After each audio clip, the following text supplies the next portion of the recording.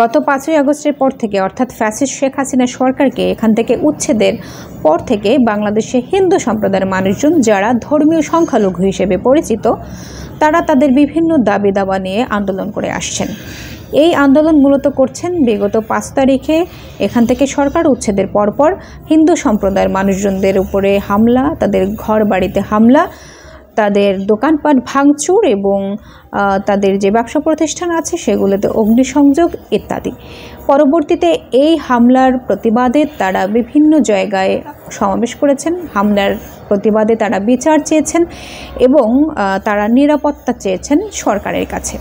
কোন সরকারের কাছে? যেই সরকার বসেইছে মাত্র 2 দিন হয়েছে, সেই সরকারের কাছে তারা দাবি জানিয়েছেন। বেশ ভালো কথা, যেহেতু তাদের উপরে হামলা হয়েছে সেহেতু সরকারের কাছে দাবি জানানোটা ভ্যালিড। তবে এই হামলার যে দাবি তারা জানিয়েছেন সেটা জানিয়েছেন তারা রাজপথকে বন্ধ করে, বিশেষ করে ঢাকার শাহবাগ মোড় থেকে চট্টগ্রামের চেরাগি পাহাড় মোড় এবং বাংলাদেশের বিভিন্ন স্থানে তারা বিশাল বিশাল জমায়েত নিয়ে সমাবেশ করেছেন।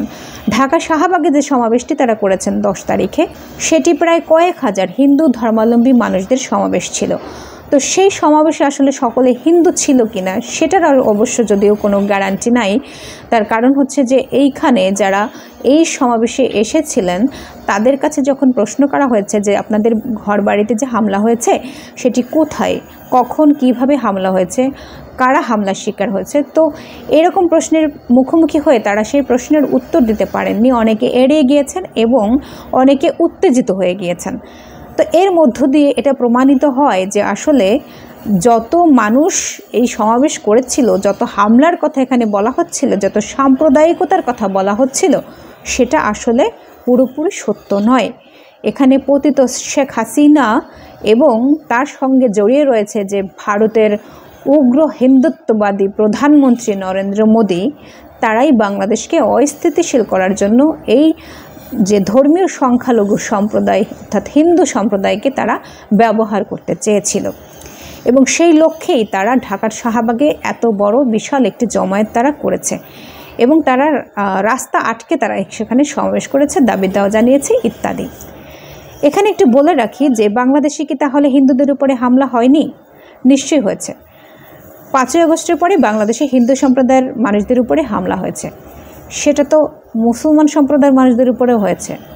সেই ব্যাপারটাকে কিন্তু আমরা কাউন্ট করছি না। কাউন্ট কোনটা করছি? হিন্দু সম্প্রদায়ের উপরে যে হামলা হয়েছে সেটা। কেন? কারণ তারা ধর্মীয় সংখ্যালঘু। দেখুন, কোনো দেশে এই গণ অভ্যুত্থানের মধ্য দিয়ে যখন একটি সরকার পতন হয় তখন সেখানে সেই সরকারের সঙ্গে যারা জড়িত থাকে, যারা সেই সরকারের দোসর থাকে, তাদেরকে কিন্তু প্রতিহত করা হয়, তাদের উপরে নানানভাবেই এখানে হামলা করা হয়। এটি হয়ে এসছে এবং এটি জনগণের হামলা হিসেবে আখ্যায়িত করা যায়।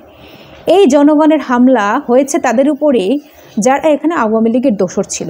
এখন যিনি আওয়ামী লীগের আবার মুসলমান, তো তার উপরে যখন হামলা হচ্ছে তিনি কিন্তু কেবলমাত্র আওয়ামী লীগের, মুসলমান নাই।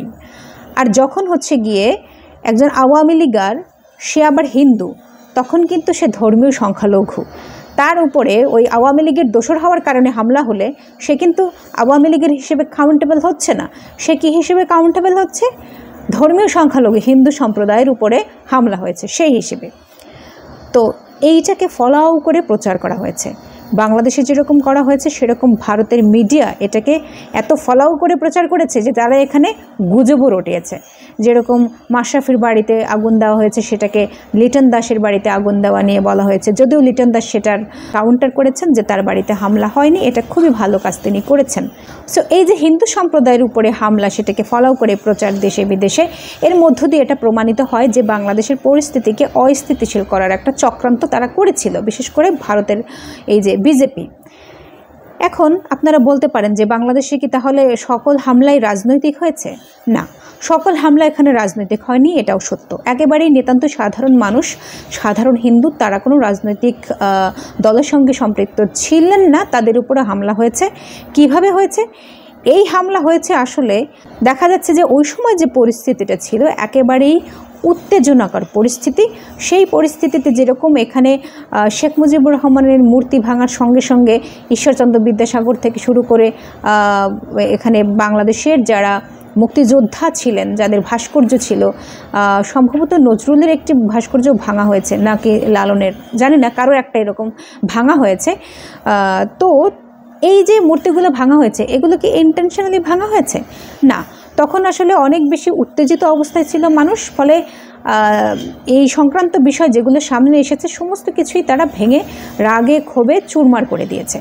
এবং হিন্দু সম্প্রদায়ের ক্ষেত্রে যেটা হয়েছে যে সাধারণ হিন্দুদের উপরে হামলা অনেকটা এরকমই হয়েছে, এবং কিছু ব্যক্তিগত শত্রুতা থাকে না, যে সুযোগে সদ্ব্যবহার করা হয়, তো কেউ কেউ ব্যক্তিগত আক্রোশও সেখানে মিটিয়েছেন, এটাও অস্বীকার করার কোনো উপায় নেই। কিন্তু সাম্প্রদায়িক হামলা হয়েছে যদি কেউ বলে, তাহলে আমি সেটার সঙ্গে একেবারেই দ্বিমত পোষণ করব। কারণ সাম্প্রদায়িক হামলা বলতে আমরা সেটাই বুঝি যে একটি নির্দিষ্ট সম্প্রদায়ে দলগতভাবে যখন অন্য একটি সম্প্রদায়ের উপরে হামলা করে, তখন সেটা সাম্প্রদায়িক হামলা। তো বাংলাদেশে এরকম কোনো ঘটনা ঘটেনি। বাংলাদেশের কোনো একটি নির্দিষ্ট সম্প্রদায় তারা দলগতভাবে ঐক্যবদ্ধ হয়ে ধর্মীয় কারণে অন্য একটি সম্প্রদায়ের উপরে হামলা করেনি।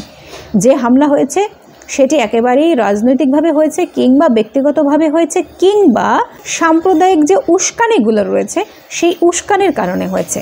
মানে বাংলাদেশের সাম্প্রদায়িকতা নেই, কিন্তু সাম্প্রদায়িক আচরণ তো মানুষের মধ্যে কিছু না কিছু আছে, সেটা অস্বীকার করার কোনো উপায় নেই। তবে সাম্প্রদায়িকতা বলতে যেটা বোঝায় সেটা বাংলাদেশের মানুষের মধ্যে একেবারেই নেই। এখানে বাংলাদেশে কোনো সাম্প্রদায়িক দল সেইভাবে নেই, সেটা 1971 সালের পর থেকে। বাংলাদেশে যে জামায়াত ইসলামী দেখেন, কিংবা হচ্ছে গিয়ে অন্যান্য ধর্মীয় যে দলগুলো দেখেন, রাজনৈতিক দল, তারা কিন্তু শ্রেণীগতভাবে বুর্জুয়া শ্রেণীকে প্রতিনিধিত্ব করে, লুটেরা শ্রেণীকেই প্রতিনিধিত্ব করে, এবং তারাও এই ক্ষমতা কেন্দ্রিক রাজনীতিই করে। তারাও এই জনগণকে নিপীড়ন, নির্যাতন, শোষণ নিপীড়নের ওই যে পথ, সেটাকেই ফলো করে। এবং সব থেকে বড় কথা হচ্ছে কি, যে ধর্মটাকে তারা রাজনৈতিকভাবে ব্যবহার করে। এই যে তাদের যে চরিত্র, এই চরিত্রের মধ্য দিয়ে এটা স্পষ্টই বলা যায় যে বাংলাদেশ আসলে কোনো সাম্প্রদায়িকতা নেই। পক্ষান্তরে এখানে সাধারণ মানুষ যারা রয়েছে তারা কিন্তু একেবারেই অসাম্প্রদায়িক। এখানে সাধারণ গরিব হিন্দু এবং সাধারণ গরিব মুসলমান, তাদের মধ্যে কিন্তু কোনো ভেদাভেদ নাই, তারা একেবারেই অসাম্প্রদায়িক, শ্রেণীগত চরিত্রেও তারা একই। কাজেই এখানে আরেকটা জিনিস লক্ষ্য করুন আপনারা, সেটা হচ্ছে বাংলাদেশে এই যে হামলাগুলো হয়, বিশেষ করে গত 16 বছরে যে হামলাগুলো হয়েছে, তো সেই হামলার ডেটা যদি আমরা দেখি, তাহলে 16 বছরের আগে যে হামলাগুলো হয়েছে হিন্দু সম্প্রদায়ের মানুষদের উপরে, সেই তুলনায় কয়েক গুণ বেশি হামলা হয়েছে বিগত 16 বছরে আওয়ামী লীগ সরকারের আমলে।